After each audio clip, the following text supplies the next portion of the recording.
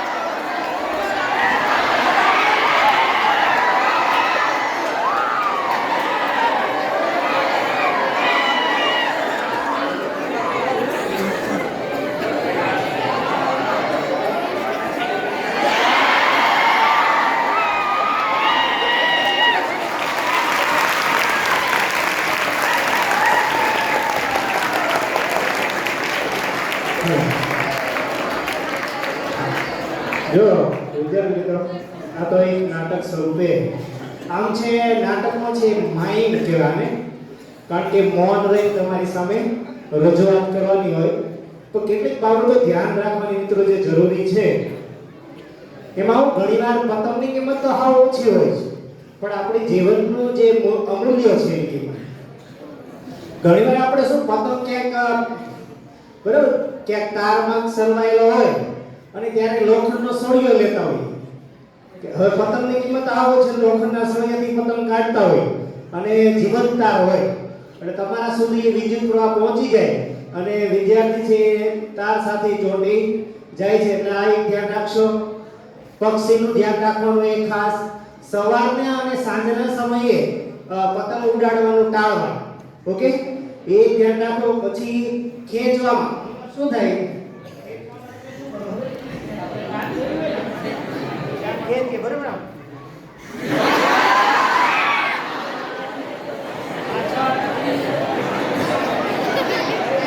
પાછળ છે ને પારાપીટ હોય ને અને આપણે મશગુલ હોય ખેંચવામાં અને આપણે ખેંચાઈ જઈએ બરાબર. એટલે આવી બધી ઘટનાઓ બનતી હોય પછી મિત્રો બાઇક લઈને નીકળો ત્યારે ધ્યાન રાખવાનું બરાબર. અત્યારે તો હવે ઓલો તાર આગળ મૂકી દઈએ છીએ આપણે આમ બરાબર, યુ ટાઈપનો, અને ઝડપથી નહીં જવાનું.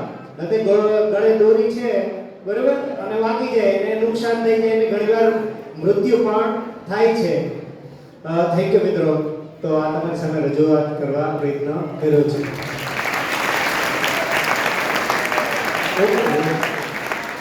શાંતિ મિત્ર.